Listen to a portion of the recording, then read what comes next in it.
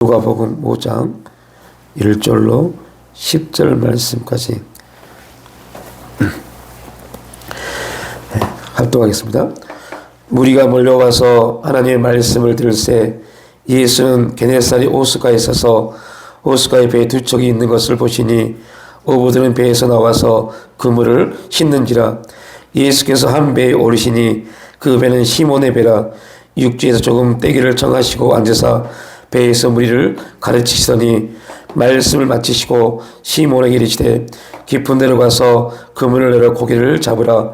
시몬이 대답하여 이르되 선생님, 우리들이 밤이 새도록 수고하였으되 잡은 것이 없지만은 말씀에 의지하여 내가 그물을 내리리다 하고, 그렇게 하고 고기를 잡은 것이 심히 많아 그물이 찢어지는지라.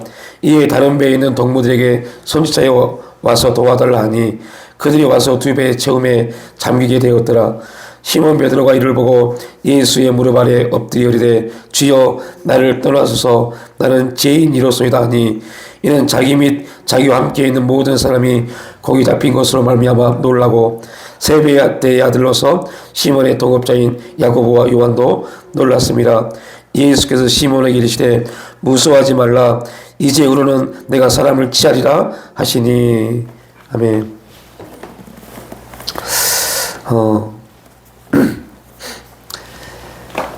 누가복음 5장의 말씀은 베드로에게 있어서 그의 인생이 완전히 바뀌는 크나큰 사건이죠.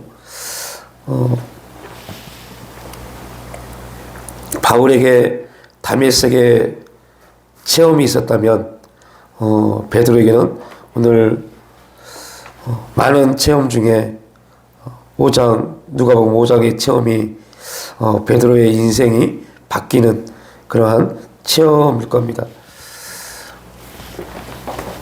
어부였고 평생을 그 호숫가에서 물고기를 잡았던 베드로, 이미 밤이 새도록 물고기를 잡았음에도 불구하고 한 마리 잡지 못하고 이제 그물을 씻고 있습니다. 더 이상 고기를 잡을 수 없는 그러한 상태가 됐죠. 그때 이제 예수님이 말씀을 가르치다가 많은 사람들이 예수님에게 다가오고 예수를 자기들의 어떠한 리더로 삼기 위해서 그들의 악한 의도를 가지고 예수님에게 많은 사람들이 다가옵니다. 그때 예수님은 오늘 베드로와 요한, 야고보가 있는 게네사렛 호숫가에 가서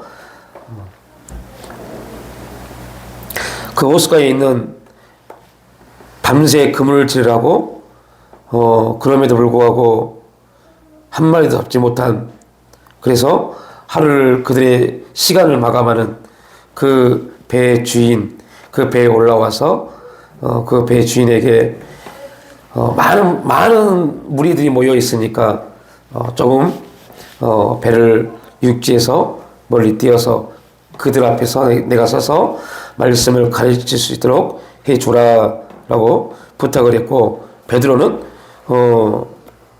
그 말에 순종해서 예수님 말씀대로 배를 육지에서 조금 떨어지게 배를 댑니다.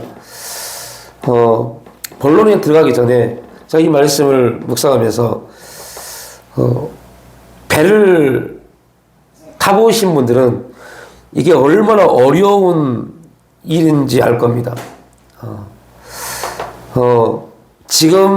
요즘은 배가 기술이 좋아서 배의 동력을 통해서 배가 그 자리에 가만히 있어서 움직이지 않도록 할 수 있는 그런 기술이 있지만 예전 배들은 그렇게 할 수가 없었어요.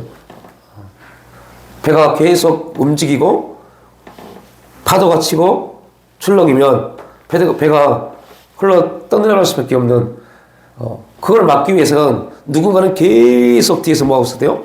그 노를 가지고 배가 떠내려가지 않도록 돌을 져야 돼요. 그리고 지렛대를 가지고 땅에 박아서 그 배를 지탱해야 돼요. 이게 엄청 힘든 겁니다. 저도 어렸을 때 바닷가에 가서 낚시를 하면서 친구 아버님 배를 타고 그런 배, 동력도 없어요. 그냥, 긴 대나무 가지고 쭉쭉 밀고 가서, 그물을 걷어오는 그런 배입니다. 그러면 그 배를 밀고 가요.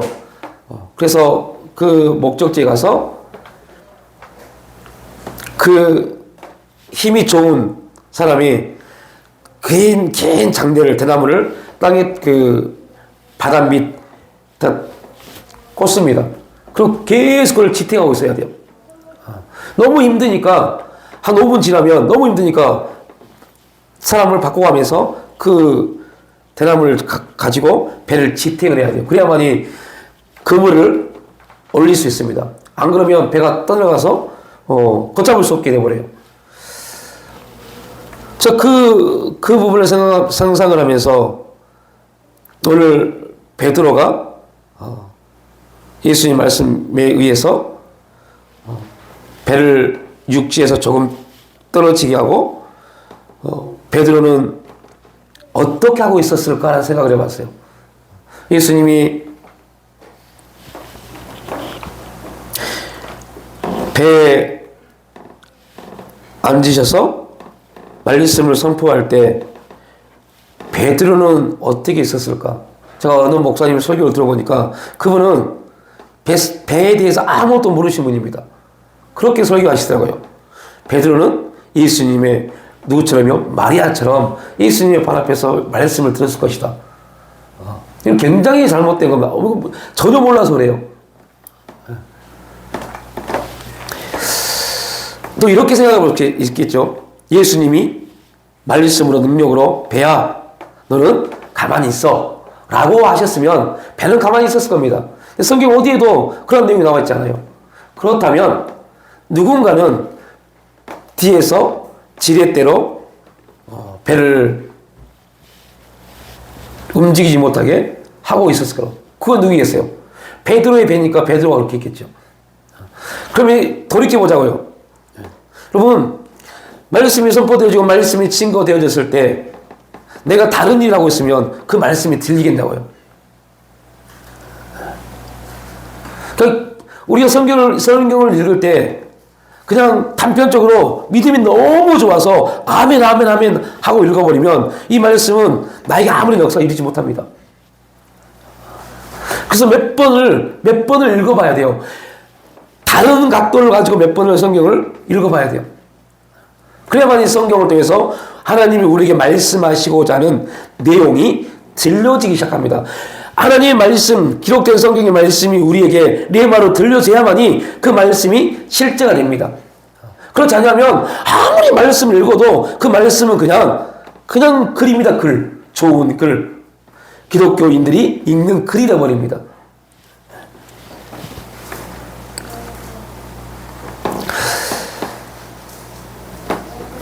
다시 돌아오면 오늘 베드로는 자기가 생각하지 못한 놀라운 경험을 하게 됩니다. 예수님이 말씀하신 대로 배를 육지에서 조금 떨어지게 하였고, 또한 예수님이 말씀하신 대로 야 깊은 데로 가서 그물을 내려라.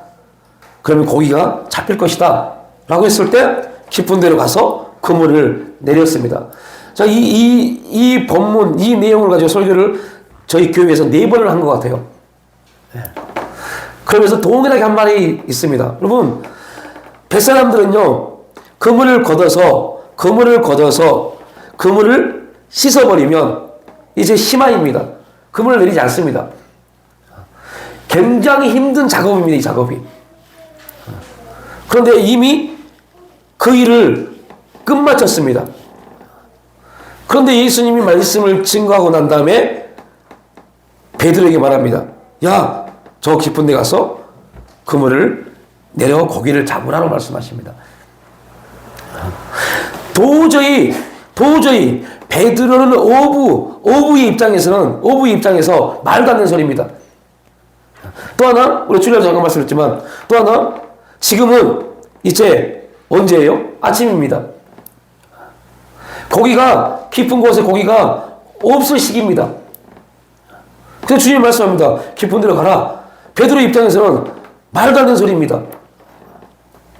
저곳에 이제 고기가 없어요. 밤새도록 그곳에서 베드로가 고기를 잡았습니다. 그리고 날이 샜기 때문에 왜 밤새도록 그곳에서 고기를 잡았을까요? 베드로는 알고 있었어요. 어떻게 해요? 그의 경험상 밤에 그곳에서 그물을 내리면 고기가 있기 때문에 그곳에서 밤새 고기를 잡은 겁니다. 그런데 이제 아침이 돼서 그곳에서는 고기가 없습니다. 고기가 없는 곳에 가서 고기를 잡으라고 그래요. 그러니까 여러분들, 인간이 가지고 있는 상식적 내용을 가지고 교회를 보면 다 틀립니다.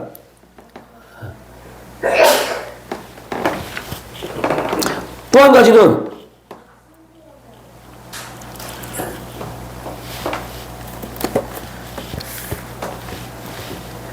베드로는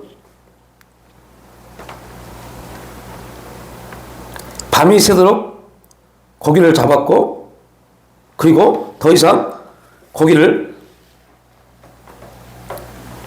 잡지 못하는, 그래서 낙심할 수밖에 없는. 왜 낙심할 수밖에 없어요?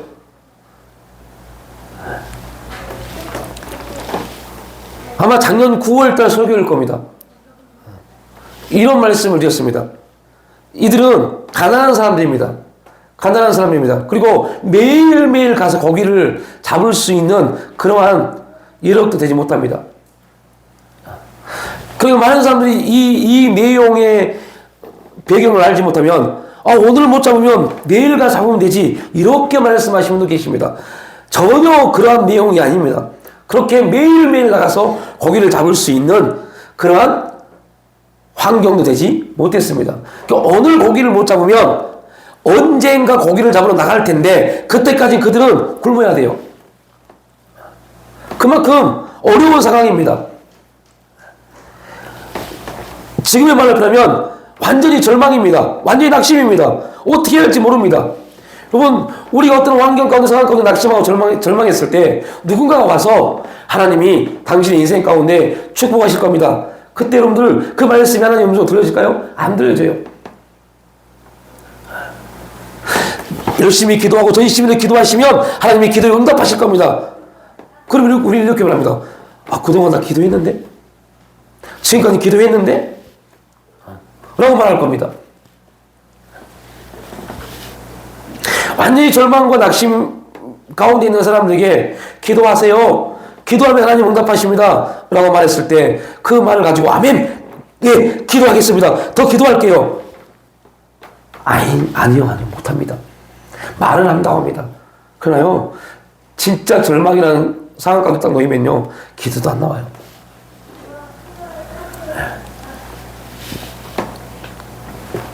그런데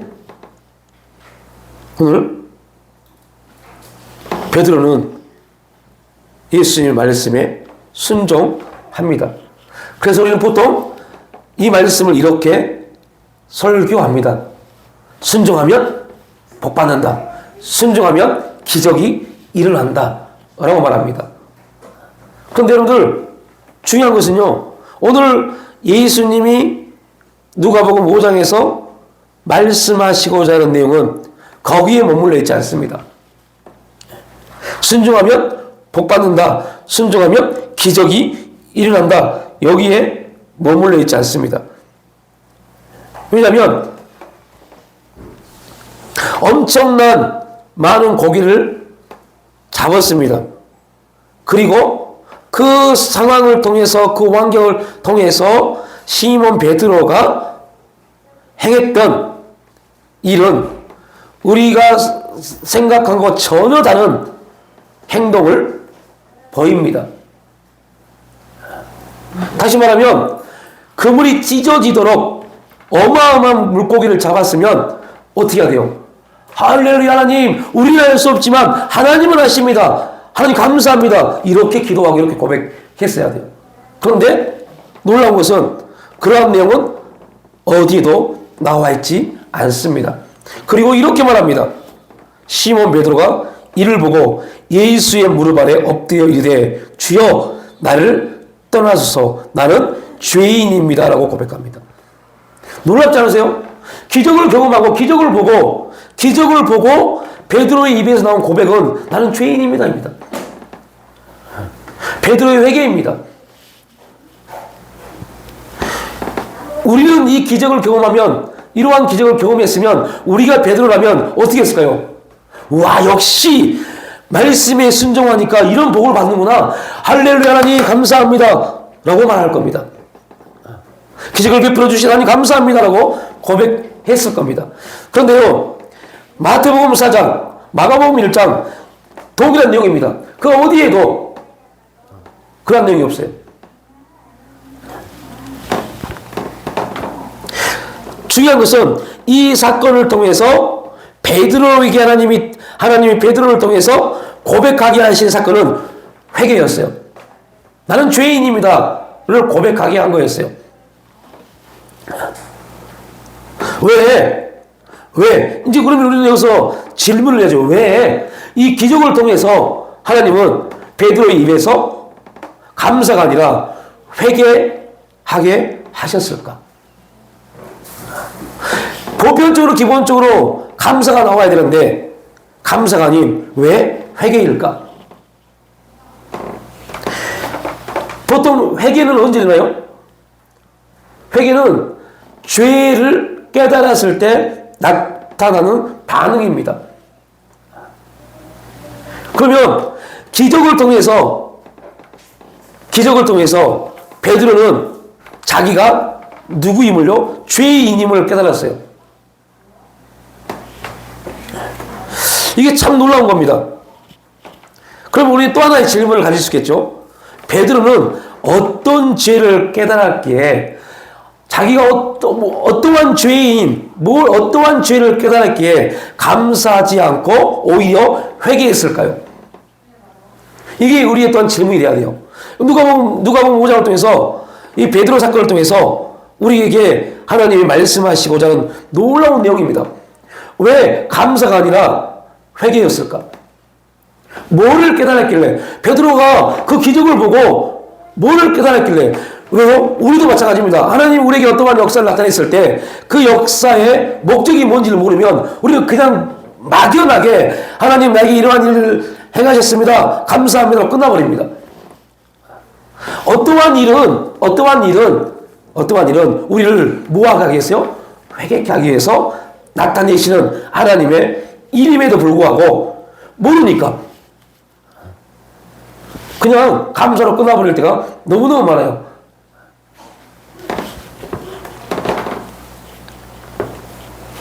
자, 우리 첫 번째 질문을 가졌습니다. 왜 감사가 아니라 회개일까? 그러면 이 사건을 통해서 예수님의 대답은 뭐였어요? 예수님은 또 다른 대답을 하십니다. 굉장히 중요한 메시지입니다. 예수님 뭐라고 그래요? 10절을 보니까 시몬에게 이르시되 무서워하지 말라라고 말합니다. 베드로야 무서워하지 말라. 그러면 분명히 베드로는 뭐 하고 있다는 거예요? 무서워하고 있다는 겁니다.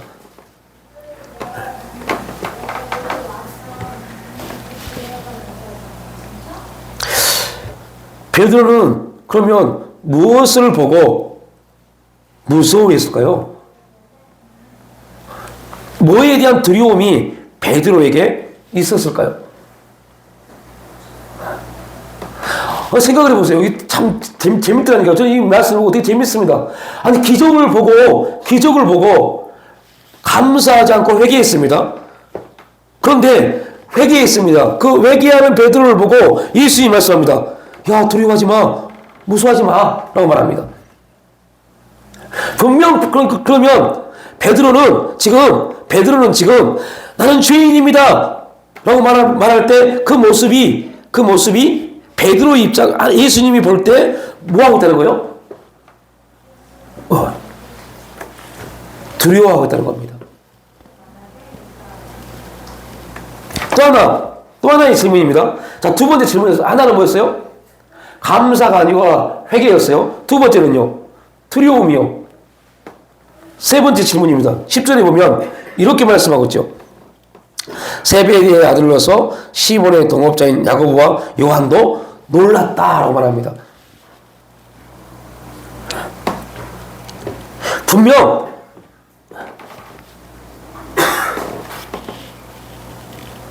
베드로는 또한 야고보와 요한은 어떠한 현상을 보고 놀라움을 가졌습니다. 무엇을 보고 이들은 놀랐을까요? 그 그물이 찢어지는 사건이요? 이미 그물이 찢어질 만큼 많은 고기를 잡은 사건은 베드로의 행동 8절 이후로 끝나버렸죠. 그 얘기는 나오지 않습니다. 이제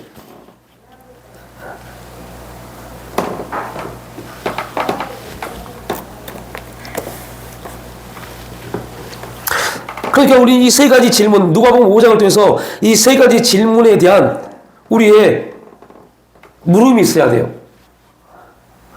왜 감사가 아니라 회개했을까? 왜? 그러면 그들은 무엇을 보고 놀라움을 가졌을까? 또 하나, 베드로의 회개하는 모습을 보고 예수님은 왜 무서워하지 말라고 했을까? 보통 우리가 회개를 하면 우리 회개합니다. 그럼 우리가 보통 알고 있는 사건은 뭡니까? 여러분이 회개합니다. 우리가 회개 기도합니다. 그 회개 기도를 하나님이 들으시고 하나님 어떻게 하실까요? 여러분이 회개 기도합니다. 예를 들면 회개합니다. 하나님 용서해 주시고 하나님이 이 모든 삶에 나의 죄악을 용서해 주시고 그러니까 기도할 때 여러분은 그 기도를 통해서 뭘 느낍니까? 두려움을 느낍니까? 아니잖아요.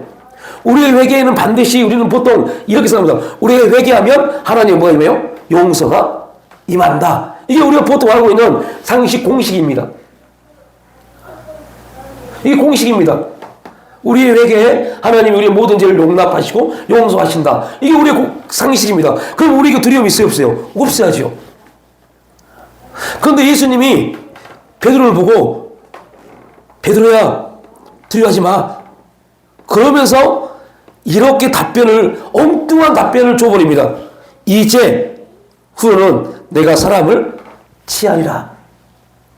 마태복음 마가복음에서는 이 말씀이 어떻게 했어요? 사람을 낳는 오부가 되리라고 말씀합니다.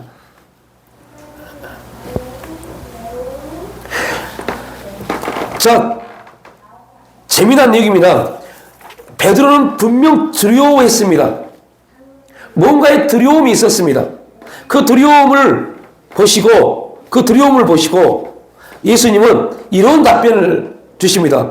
너 사람을 낳는 오부가 될 거다라고요. 동문서답입니다. 여러분이 어떤 환경과 상황 속에서 두려워하고 있고 근심하고 있고 염려하고 있는데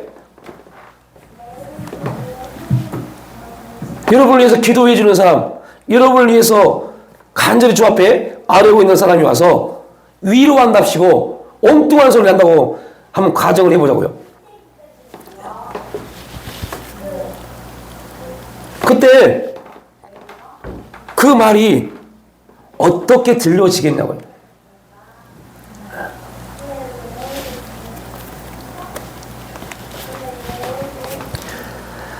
이 내용이 이해가 안 되면 누가복음 5장에 있는 이제 여러분 우리가 1절부터 10절까지 베드로의 이 사건을 봤지만 12절부터는요 나병 들린 사람이 깨끗하게 되는 사건이 나옵니다. 자, 성경은 다 어떻게 되세요? 연결되어 있습니다. 연결되어 있으면서 그 단락이 첫 번째 단락이 두 번째 단락을 말해줍니다. 그리고 두 번째 단락이 첫 번째 단락의 해답입니다.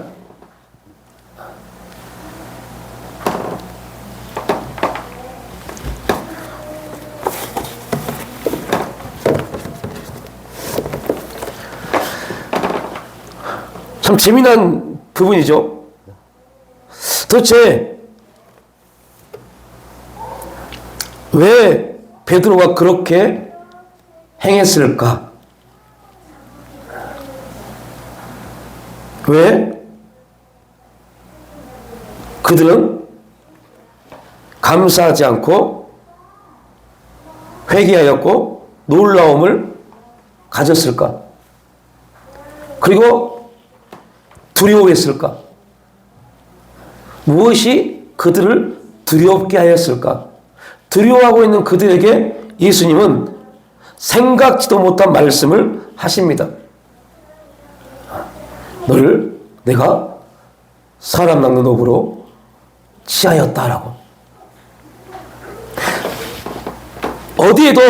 어디에도 답이 나와 있지 않습니다. 어디에도 그들이 베드로가 왜 회개했는지 성경 어디에도 이 내용에 대한 답이 나와 있지 않습니다. 무엇을 보고 베드로가 회개했는지, 뭘 깨달았길래, 어떠한 걸 깨달았길래 회개했는지. 그래서 많은 성경 신학자들, 성경 해석학자들은 이 내용을 어떻게 해석을 해요? 자기 열심과 자기 노력을 가졌던 베드로가 하나님의 능력을 보고 자기의, 우리로 말하면 자아를 하나님 앞에 내려놨다. 이렇게 해석합니다. 그 해석이 틀렸다고 말씀을 못 드리겠어요. 그러나 오늘 누가복음 5장에서 말씀하시고자 하는 내용과는 별로 맞지 않습니다. 아무튼 기적이 일어났는데, 놀라운 기적이 일어났는데, 자, 다시 서론에 들어오면 베드로는 오늘 고기를 잡지 못하면 그들은 또 언젠가 고기를 잡으러 나갈 그때까지 양식을 얻지 못합니다. 양식을 얻지 못합니다. 그런데 그 양식을 얻을 수 있는 양식을 얻는 것보다 더 많은 기적을 경험했습니다. 그랬는데 그 사건을 베드로가 경험했는데 베드로는 행동이 나는 죄인입니다. 또 하나 나는 두렵습니다. 이거였습니다. 기적을 경험한 베드로의 내용. 나는 죄인입니다. 나는 두렵습니다.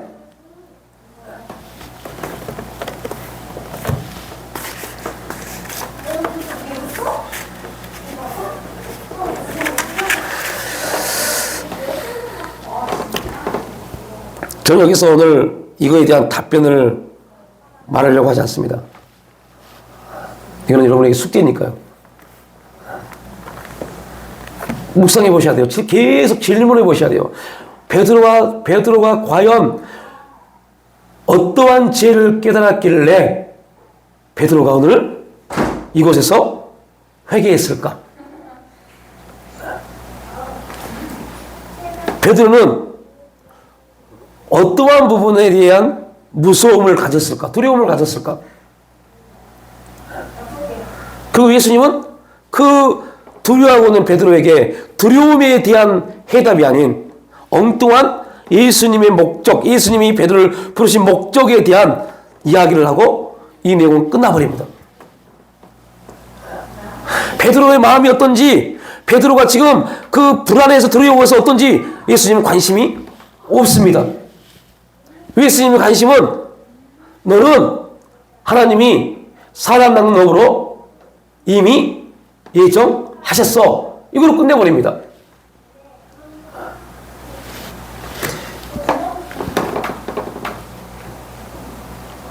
그리고 11절에 놀라운 내용이 나오죠. 뭐라고 그래요?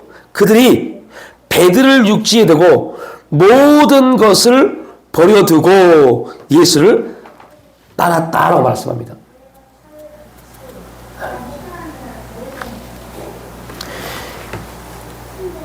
이 내용이 베드로에게, 요한 야고보에게 얼마큼 큰 사건인지는 모르겠지만 이 사건 때문에 그들은 자기의 모든 걸 버리고 예수를 따를 만큼의 엄청난 충격이었습니다.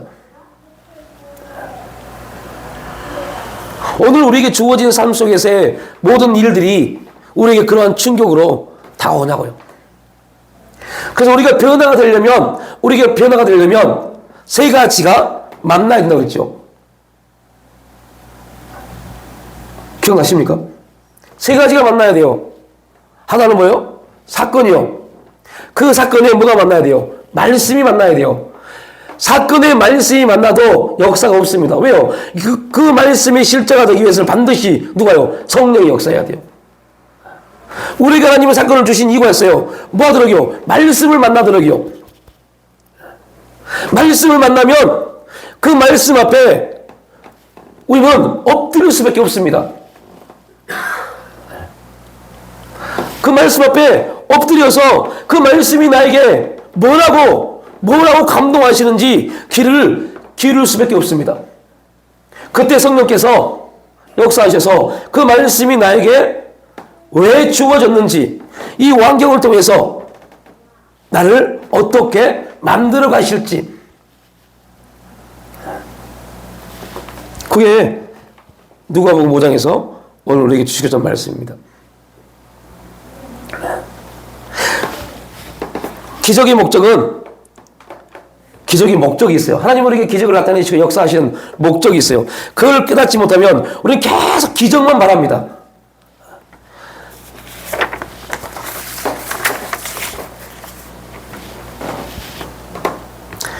기적의 목적은 문제 해결이 아닙니다. 하나님을 만나게 하는 겁니다. 기적을 통해서, 하나님이 행하신 일을 통해서 하나님을 만나지 못하면 가장 불쌍한 사람이 됩니다. 또한 우리에게 주어진 상황과 환경을 통해서 하나님을 찾지 못하면 다릅니다. 그러니까 기적은 하나님이 행하신 일이기 때문에 누구를 만나야 돼요? 하나님을 만나야 돼요.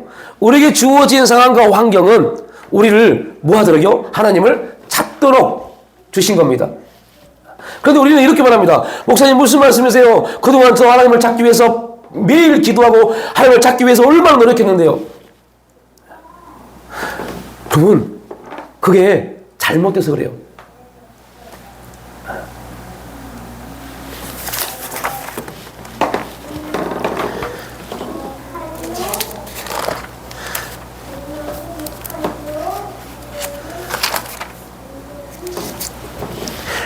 오늘 하나님이 우리에게 당신을 계시하시는 그 수많은 일들, 그 수많은 상황들, 수많은 삶의 이야기들,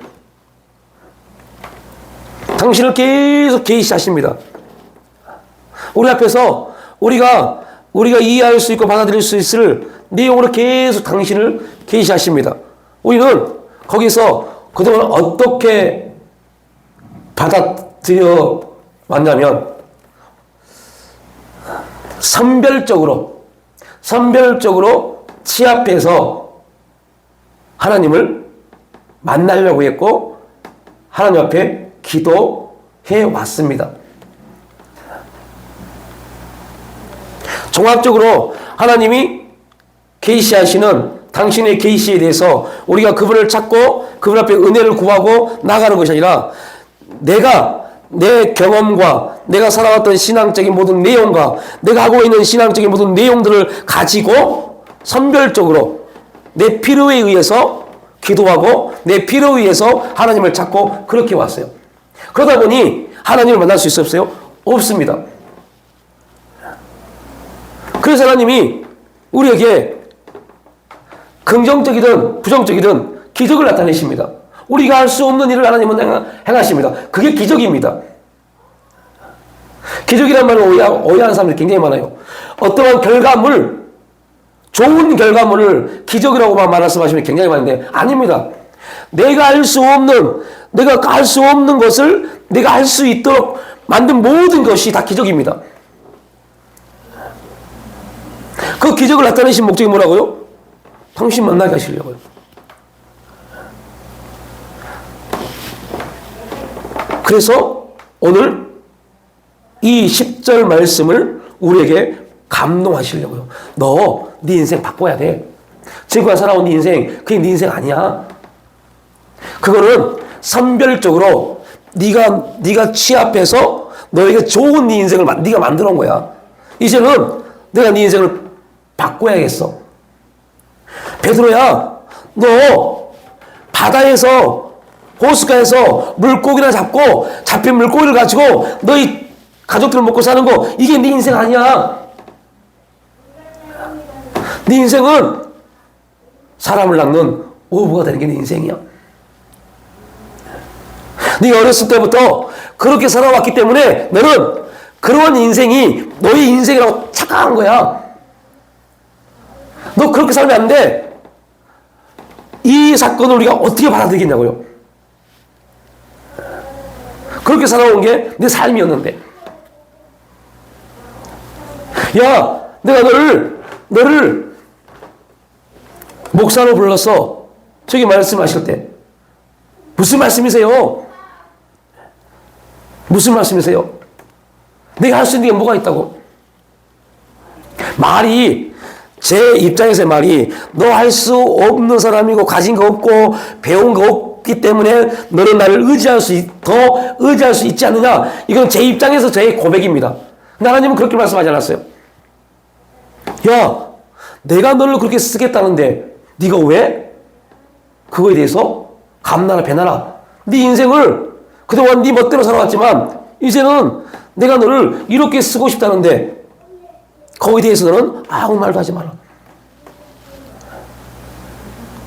아이고 주님, 무슨 말씀이세요? 저보다 똑똑하고 배운 거 많고 말 잘하고 못된 신앙이고 아버지 어머님이 장로님 권사님이시고 그들을 기도해주고 그런 자녀들이 얼마나 많은데 저 같은 사람 왜 저를 쓰시는데요? 주님의 고백은, 말씀은 거기에 대해서 한마디 대꾸가 없었어요. 야, 내가 그냥 너를 그렇게 불렀어.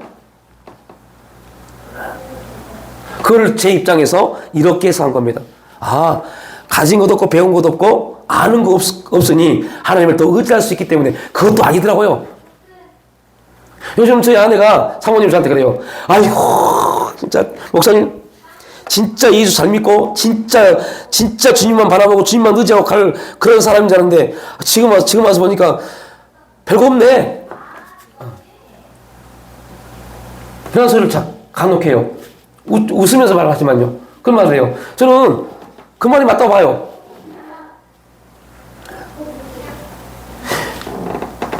내가 뭔가를 알 수 있는 게 아무것도 없습니다. 그런데 또 그 말이 되게 자존심 상해요. 그럼에도 불구하고 오늘 베드로를 통해서 또 우리의 삶을 비춰보면 하나님이 우리가 행할 수 없는, 우리 스스로 뭔가를 만들 수 없는 상황을 우리에게 주십니다. 그게 뭐라고요? 기적입니다. 기적. 긍정이든 부정이든 그것은 기적입니다. 그리고 그 기적을 통해서 하나님 우리에게 듣고 싶은 게 있어요. 긍정적인 거라면, 좋은 거라면, 나쁜 거라면, 오늘 놀라운 것은 좋은 기적도 회개였어요.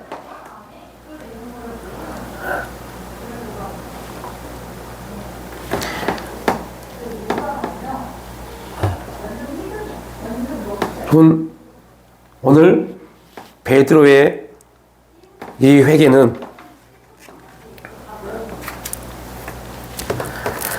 요한복음 2장 말씀을 통해서만이 해석될 수 있습니다. 요한복음 2장에서 이런 사건이 나옵니다. 그러니까 지금 우리가 성경을 볼 수 있으면 이 내용이 요한복음 2장 다음으로 나와 있는 내용입니다. 예수님의 기적의 제일 먼저 첫 번째 기적이 뭐예요? 예수님의 기적의 첫 번째 기적이 뭡니까? 물이 포도주 된 사건이요. 그런데 요한복음 2장에서 뭐라고 말씀합니까? 그 기적을 보고 제자들이 믿었더라라고 되어 있어요. 그 이미 요한복음 2장을 가지고 보지 못하면 누가복음 5장은 지금 처음으로 베드로가 예수를 만난 것처럼 설정되어 있습니다. 그렇게 해석해버리고 그렇게 소개합니다. 아닙니다. 이미 베드로는 누구를요? 예수를 따랐던 사람들입니다. 그러나 그 전까지는 어떻게 따랐어요? 그냥 많은 무리들과 동일하게 따랐어요. 근데 요한복음 2장을 통해서 달라진 게 있어요. 어떻게 달라졌어요? 그들은 예수가 누구라는 거죠? 하나님의 아들임을 믿었어요. 그러니까 하나님의 아들임을, 하나님의 영광, 그 예수 영광을 믿었기 때문에 오늘 예수님 베드로에게, 베드로야, 내 배를 좀 띄워볼래? 네. 지금 예수님이 누구니까요? 하나님의 아들이요. 하나님이요. 이 말씀이 지금 우리에게 내 말로 들렸으면 참 좋겠어요. 우리도 마찬가지입니다. 그동안 우리가 알았던 하나님, 우리가 알았던 예수님, 그걸 완전 하나님이 뒤집어 엎으시려고 우리를 지금의 시간 우리를 세우신 겁니다. 그리고 말씀합니다. 야, 너 나 믿지? 네, 믿습니다. 저 요한복음 2장에서 물이 포도주가 되는 사건 봤습니다. 믿습니다. 하나님. 야, 그러면 깊은 데 가서 그물을 던져봐. 그래서 베드로의 놀라운 골목이잖아요. 내가 밤이 새도록 어부인 내가 물때를 알고 있고 고기의 움직임을 알고 있는 평생을 여기서 그 일을 했던 내가 밤이 새도록 그물을 지도 고기를 한 마리도 못 잡았지만, 우리로 말하면요, 지금까지 내가 예수 믿고 열심히 했지만 하나님 이거 다 버릴게요. 이거 다 가짜인데요. 이거 버릴게요. 이 내용입니다.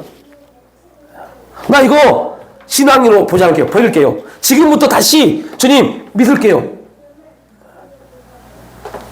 가서 그물을 던져라. 베드로는 그 말씀에 아멘. 그리고 자기의 모든 경험, 생각, 그동안 신앙생활했던 모든 것들 다 버리고 깊은 데 가서 한마디 말하지 않고 그물을 던졌어요. 그 순종하는 모습을 보고 물고기를 준 게 아니라 그 순종하는 모습을 보고 예수님은 이제 내가 너에게 사명을 말할 때 그 말을 들을 수 있겠구나. 그래서 말씀한 겁니다. 너 어부 아니야. 내 제자가 될 거야. 그랬을 때 베드로는 한마디 말하지 않고 뭘 버렸어요? 자기의 삶, 어부의 삶을 버리고 예수를 쫓았습니다. 이게 하나님이 누가복음 5장을 통해서 우리에게 주시고자 말씀하시고자 하는 믿음입니다. 단지 순종하니 깊은 데 가서 전능하신 나의 주 하나님 깊은 말씀에 순종하여 그물을 던졌더니 많은 물고기를 잡았습니다. 이 내용이 아니라, 왜요? 목적은 물고기를 잡는 어부가 아니잖아요.